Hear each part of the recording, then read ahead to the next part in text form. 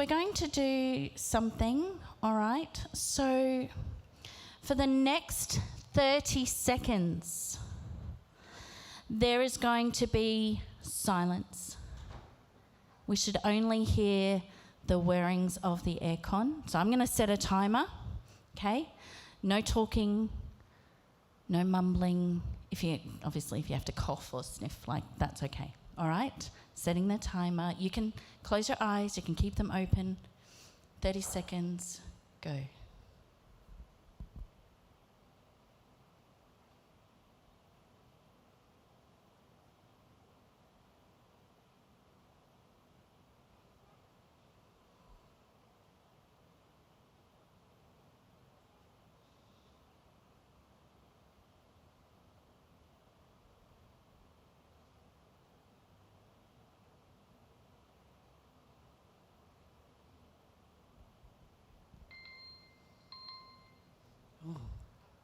How was that? You can take your seats.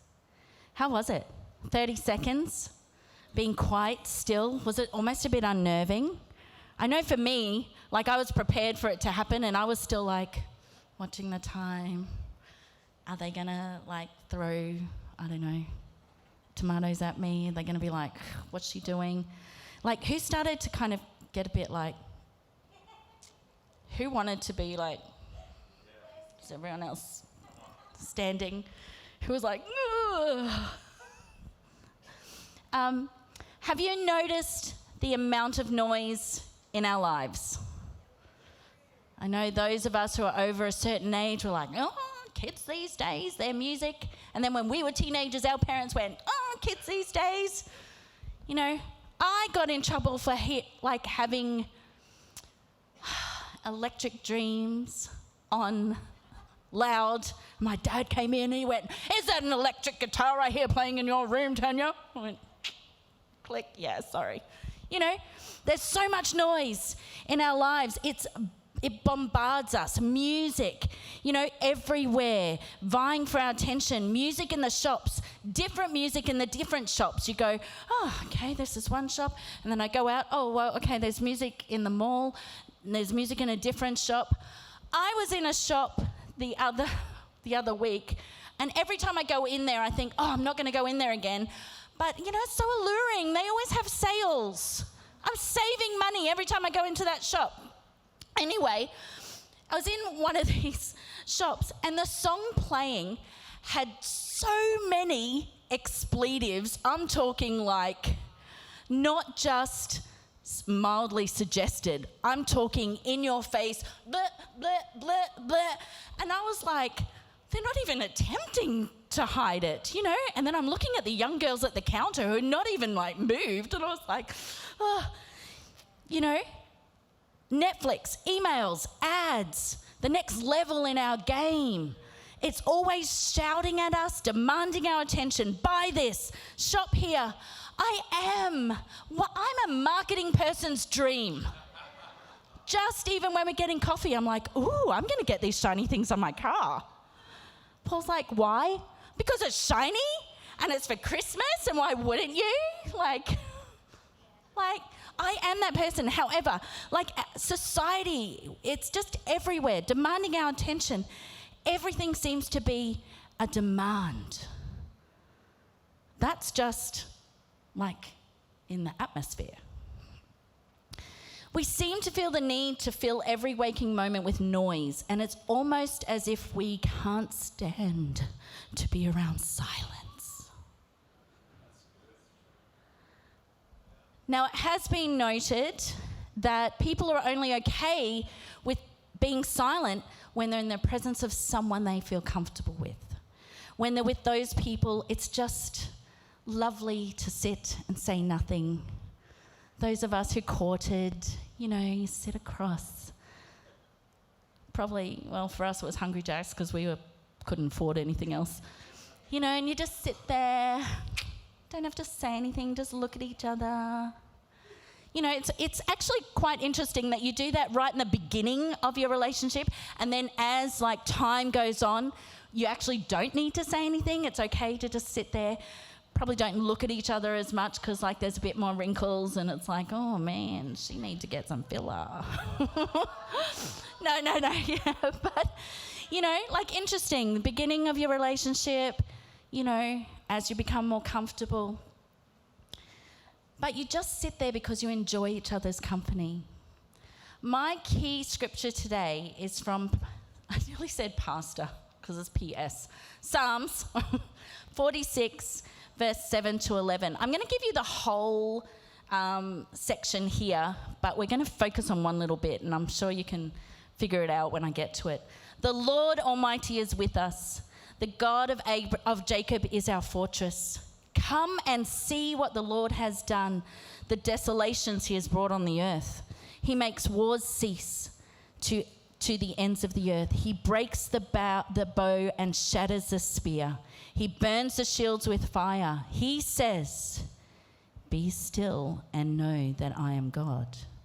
I will be exalted among the nations. I will be exalted in the earth. The Lord God is with us. The God of Jacob is our fortress.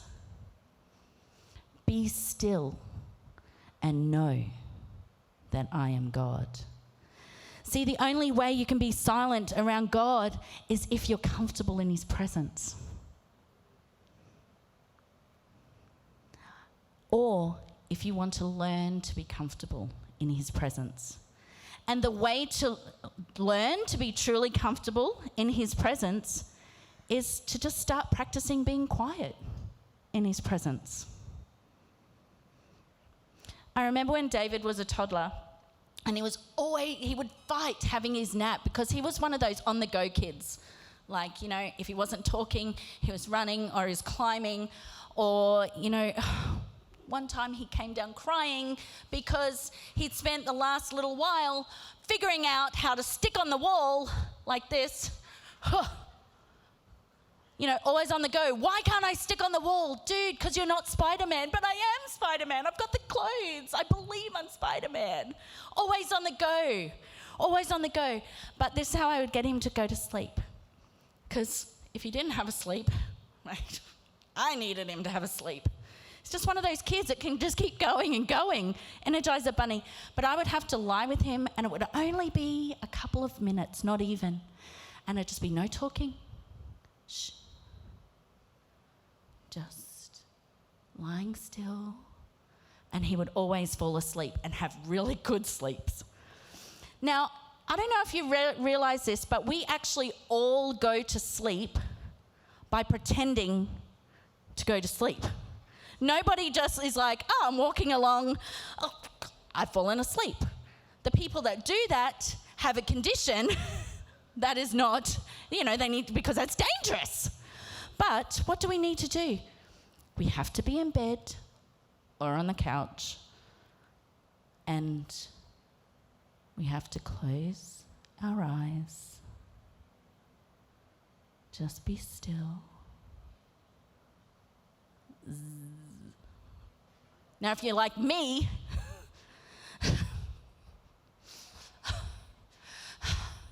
oh, those 50 billion things that I didn't do today, I haven't done. Meanwhile,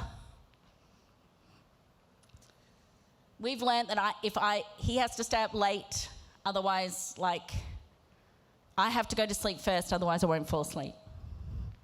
But, yeah, he falls asleep. This is how, I don't know how you were made, but this is how someone goes to sleep. Dear Pastor Paul, he just lies there. It's not normal. It's not normal. And he just lies there. And he's asleep. And then he wakes up and he looks like that. It's not normal. Okay. So what do you think it means to be still in God's presence? Now, parents, have you ever had your child come up and sit on your lap? Or if you work in child environments where that little person comes and sit on your lap? I remember when Tanya was a tiny little thing, as much sass as she's got now, she just had to grow into it. And, she just eating dinner was like a pain. Talia, eat up, eat up. See, she would find the plate of food too much. She had to have little bits. And we'd say, and she'd go, can I just sit on your lap? Then I'll eat. And we'd go, no, eat your dinner. Next minute, how did you get here? Why are you on my lap? Why am I feeding you? She just had this way of just here I am. And then we're like, and that's going to make it harder for the next time. Sometimes your child will come and just sit there and chatter away and chatter. Who knows lots of things about megalodons and, I don't know, trucks. And I'm a grade 1 teacher, so I get it everywhere. Or, sometimes kids will ask you for things. They'll just sit there, another Talia story. Mum, can we make cupcakes this afternoon? This is way back when she was in primary school. I'm like, yeah, I think we could do that. When, I had a normal life and just could go home and bake cupcakes. And she's like, okay, good. Because I've signed you up to bring cupcakes for tomorrow's bake stall, okay? Sometimes, get off my lap. Sometimes the kids will just talk about something that intrigues them.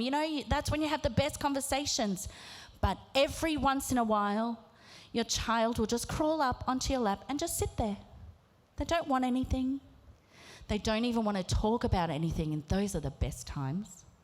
They just want to be with you, sit with you. And there's nothing like that feeling. That one action says, I love you. I trust you.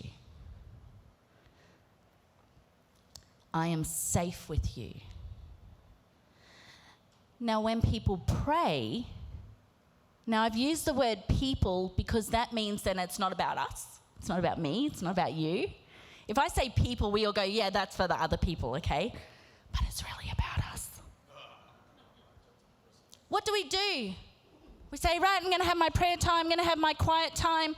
Okay, yep, Jesus, thank you for this day. Yep, thank you. Amen. Now here's my list. I got a big list today. Can we get through it? Who does that? No one? Oh, Jade. The one honest person in this room. Now, there's nothing wrong with asking God for stuff. We're told all the way through the word. You don't receive if you don't ask. Ask and it shall be given to you. So there's nothing wrong about asking God for things in prayer. But can you imagine what it is like for God, the ultimate parent, when we just sit there, just to be with him? Now, God reminds us to be still. There's many times in the Bible where he says, be still. Psalm 4:4. When you're on your beds, search your hearts and be silent. Psalm 27:14. Wait for the Lord. Be strong. Take heart and wait. David says in Psalm 62, truly God is my rock and my salvation. He is my fortress. For God alone, oh, my soul, wait in silence. And Isaiah 40:31, but they that wait upon the Lord shall renew their strength. They shall mount up with wings as eagles. They shall run and not be weary. They will walk and not be faint. Be still. Be quiet. Wait for God.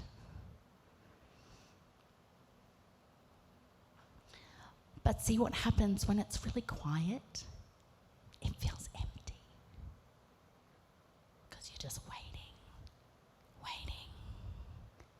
It's like, should I say something? Should I what? Should I? You see, we misjudge the distance between God and ourselves, and we think that we have to make up the difference if it's too silent.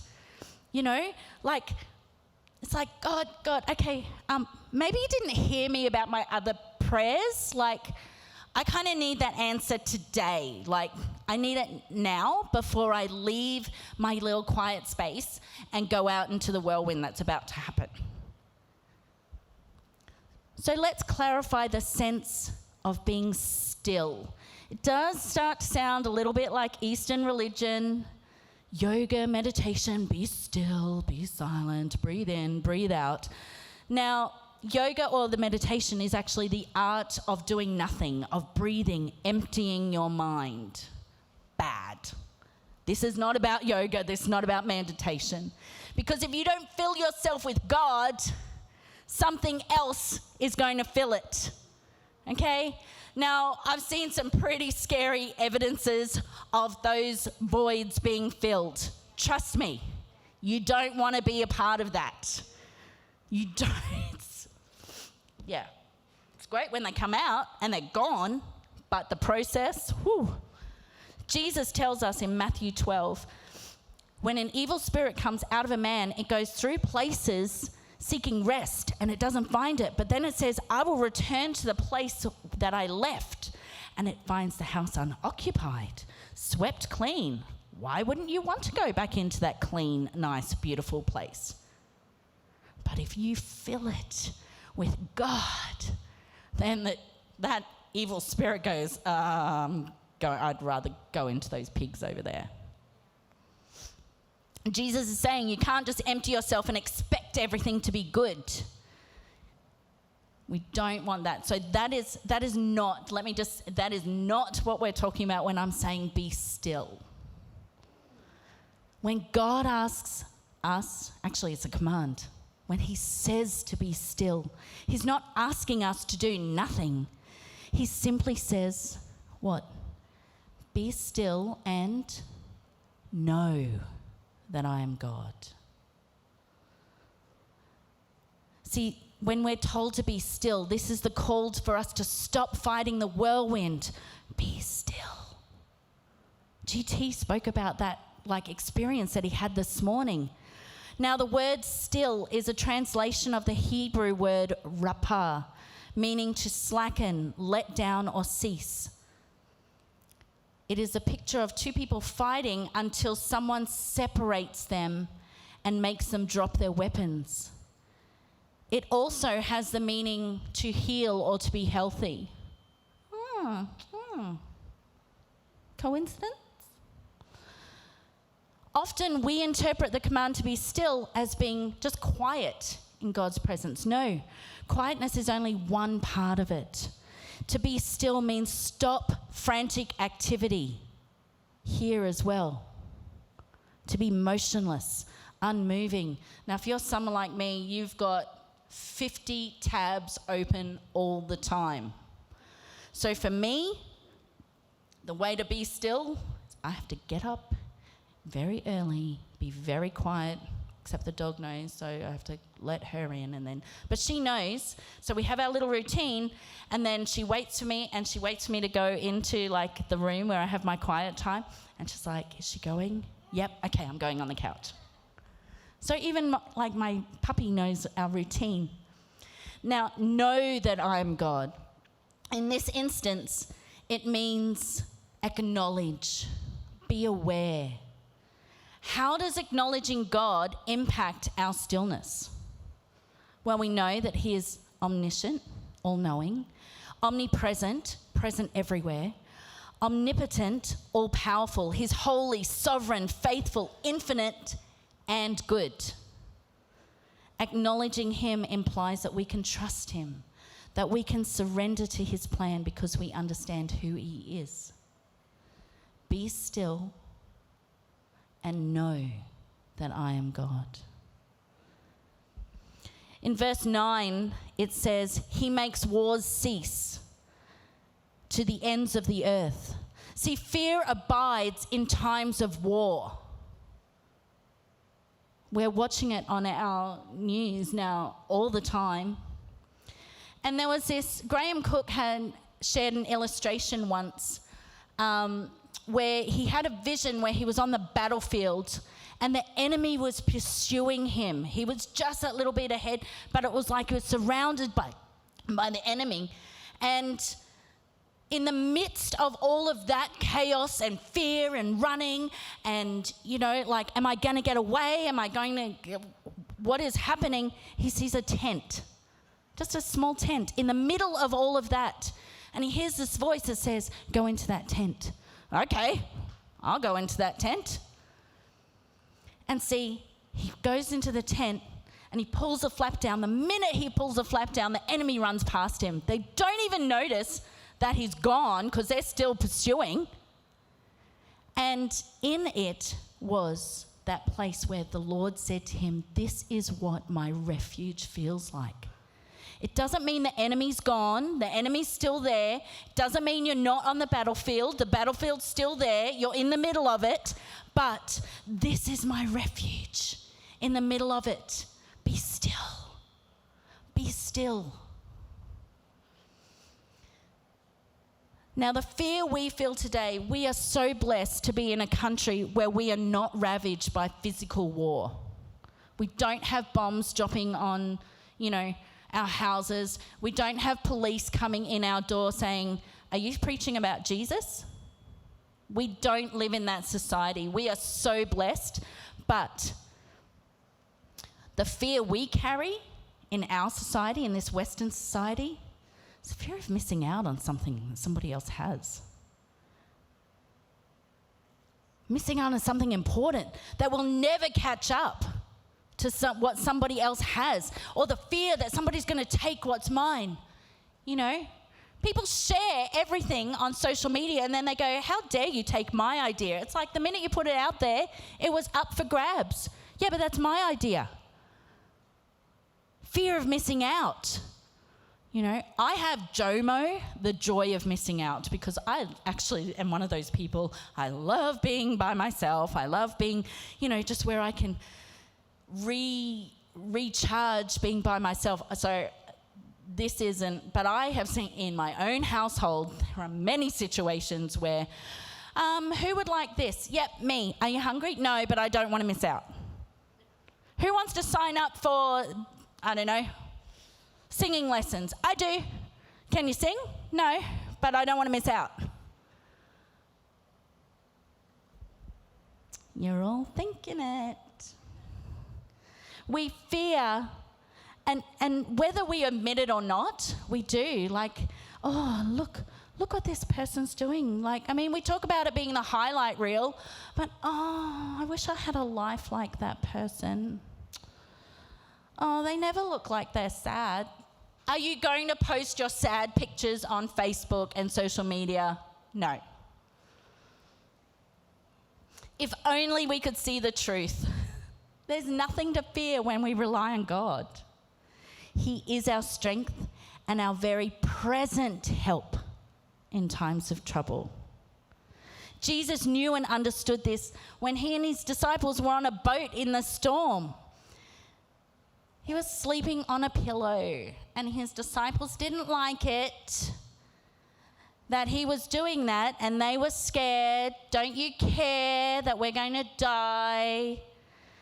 And he just stood up and he went, peace, be still. Good? Good night. Now, it doesn't say that in the Bible, but man, he is God on earth dealing with tradies.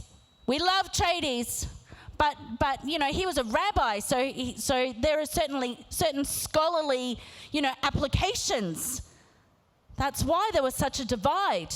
And he's like, really? Be still, peace. Can you imagine the disciples?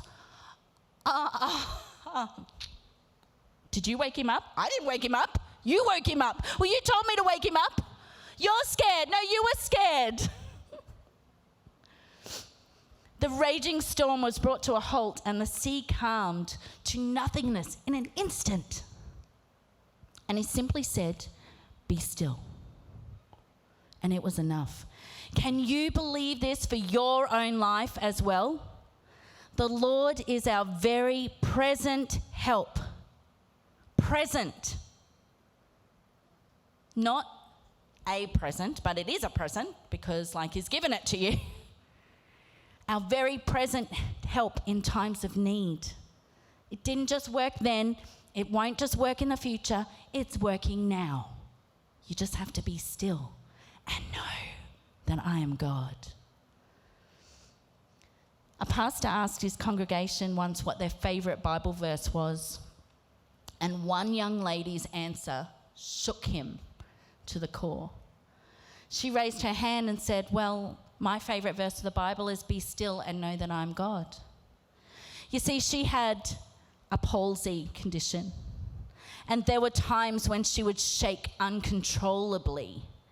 So here was a woman whose body would never seem to allow her to be still in the physical, and yet that was her goal in life. That was what she longed for, just to know God and have him still her heart, even if her body was doing the exact opposite. How do we know that he is God? How do you know? It's like, oh, that's fine. How do you know? Well, I'm glad you asked. In order to know him, how do you know someone? You talk with them. You go out with them. You spend time with them, not just in a group, but one-on-one. In order to know him, we need to hear from him. In order to hear from him, we need to realize who he is. He's not some way out there in the cosmos God. He is present. He is Lord. That means the boss of everything. Everything in your life. He is creator. He made it all.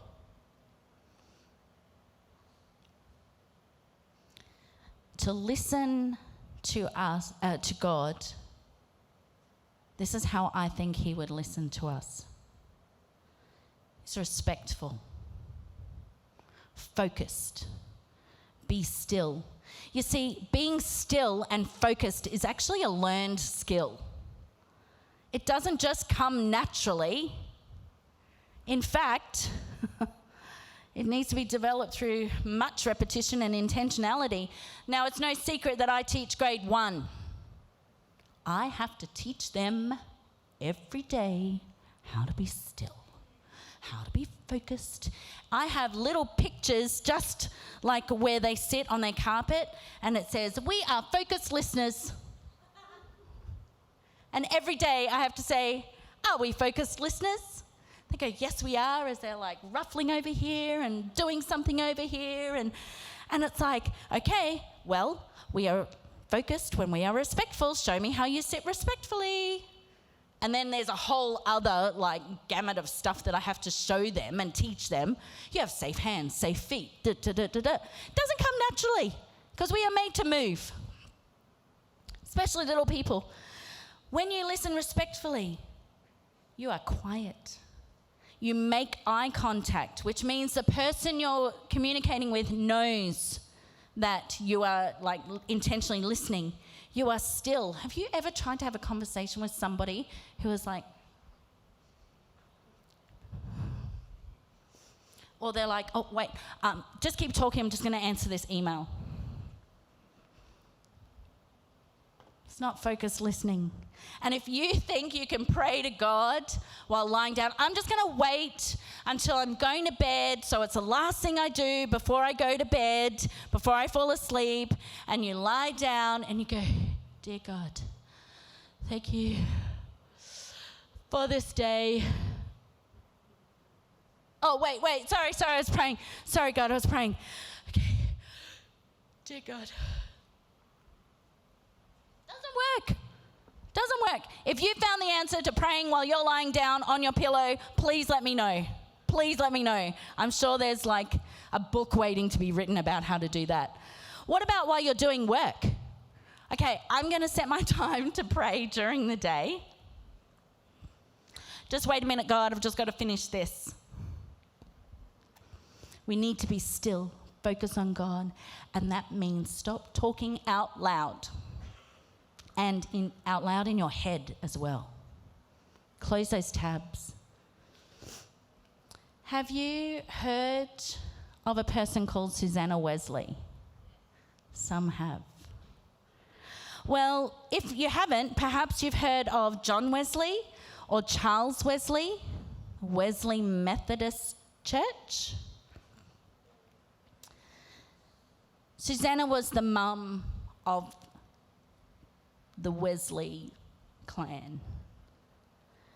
Behind the door of her home, hopeless conditions were the norm. She married a man who couldn't manage money. They disagreed on everything from money to politics. They had 19 children. All except 10 died in infancy. So he's a grieving woman. Her husband, Sam, often just left. No, life's too hard. See ya. Yeah, bye. He'd just leave her, sometimes for up to a year. And she wouldn't know. I mean, she can't find him. There wasn't even a postal service back then. She probably couldn't even afford the paper to write it on. One of her children was crippled. Another couldn't talk until he was nearly 6. She herself was a sickly woman, constantly in debt. There was little to no money for food. Twice, the homes they lived in were burned to the ground, losing everything they owned. And it was assumed, this is really bad. This is why none of you know where I live. It was assumed, where is it? That the church members did it because they were so mad. Oh, did I mention her husband was a preacher? Because they didn't like what he preached from the pulpit.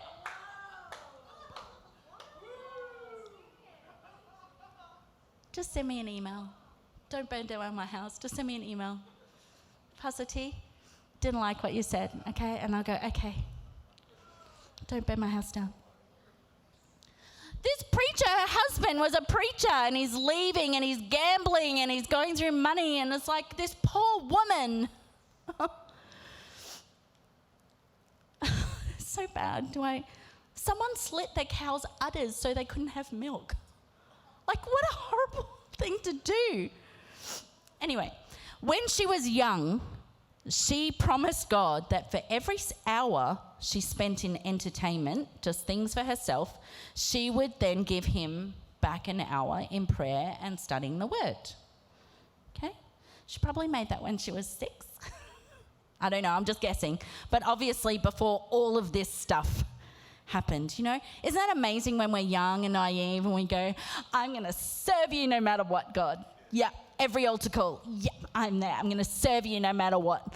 And then the enemy goes, oh, I'm hearing that too. This is how you're not going to serve. You're worthless. You're nothing. You can't do that. Who do you think you are? Right? We make these promises when we're young. So here's this young girl making a promise to God. For every hour that I spend in feeding like my own entertainment and my own fulfilling my needs, I'm going to give it back to God.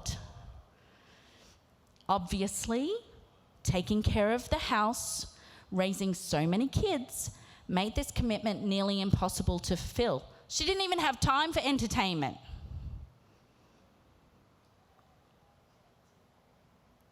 Let alone the long hours in prayer.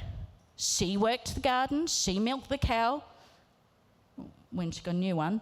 She schooled the children, and she managed the entire house herself. So what does she do? She gave up. No. She decided instead to give the Lord 2 hours a day in prayer. I'm guessing her house was very small back then. How does she find a secret place? She doesn't have like a room where there's no children.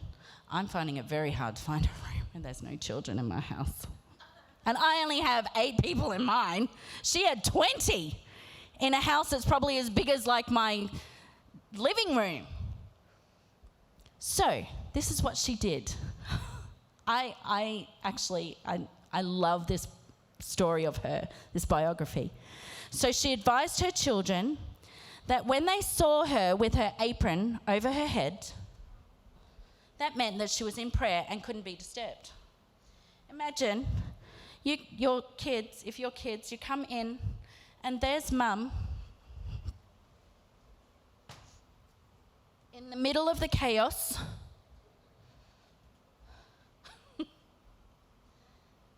Okay?